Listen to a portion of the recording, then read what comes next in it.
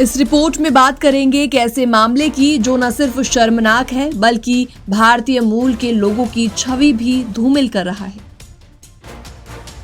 America में रहने वाला एक 33 साल का भारतीय मूल का शख्स प्रणव पटेल, जिसे करीबन 6 साल 3 महीने यानी कि 75 महीनों की जेल की सजा सुनाई गई है। और ये सजा सुनाई है फ्लोरिडा के टेम्पा शहर में फेडरल जज विलियम जंग ने। अब जरा ये जानिए कि आखिर ये शख्स है कौन और इसने क्या किया था। दरअसल भारतीय मूल के प्रणव पटेल, जो न्यू जर्सी में रहते हैं, एक इंटरनेशनल फ्रॉड गैंग का हिस्सा थे। उनका काम था अमेरिका के बुजुर्ग लोगों से पैसे और सोना इकट्ठा करना, वो भी डर और धोखे के जरिए। और ये गैंग विदेशों से ऑपरेट करता था और अमेरिका के सीनियर सिटीजन्स को कॉल किया करता था।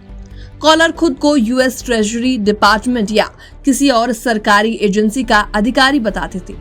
फिर कहते थे कि उनके नाम पर अरेस्ट वारंट जारी हुआ है। बस फिर क्या था, डराने धमकाने के बाद उनसे कहा जाता था कि अगर उन्हें जेल से बचना है तो तुरंत पैसे या गोल्ड सुरक्षित रखने के लिए सौंप दे। और तब एंट्री होती है प्रणव पटेल की।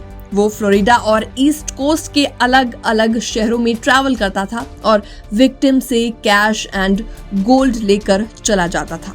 और ये कुल रकम लगभग 19 लाख डॉलर यानी कि करीबन 16 करोड़ रुपए की थी। कोर्ट के डॉक्यूमेंट्स के मुताबिक एक बुजुर्ग पीड़ित ने बताया कि उसने अपनी पूरी जमा पूंजी गंवा दी और यहाँ तक कि मॉर्गेज नहीं चुका पाने की वजह से उसने अपना घर भी बेच दिया।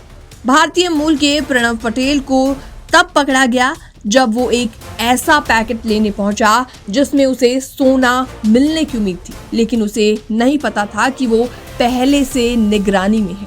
जैसे ही उसने पैकेट पकड़ा, उसे गिरफ्तार कर लिया गया। सुनवाई के दौरान प्रणव पटेल ने अपना जुर्म कबूल किया और मनी लॉन्ड्रिंग का आरोप स्वीकार किया।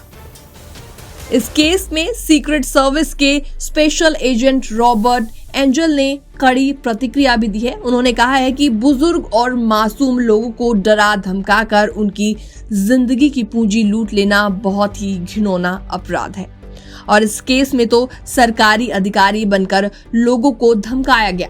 ये और भी ज्यादा घटिया हरकत थी। कोर्ट ने पटेल को सिर्फ जेल की सजा ही नहीं दी बल्कि उसे 1.79 मिलियन डॉलर यानी कि लगभग 15 करोड़ रुपए की संपत्ति जब्त करने का आदेश भी दिया। ऐसे में इस केस ने एक बार फिर से अमेरिका में रहने वाले भारतीय मूल के लोगों की छवि को खराब किया है। फिलहाल इस रिपोर्ट में इतना ही। बाकी वर्ल्ड से जुड़ी छोटी और बड़ी खबरें देखने के लिए बने रहिए एनबीटी इंटरनेशनल के साथ।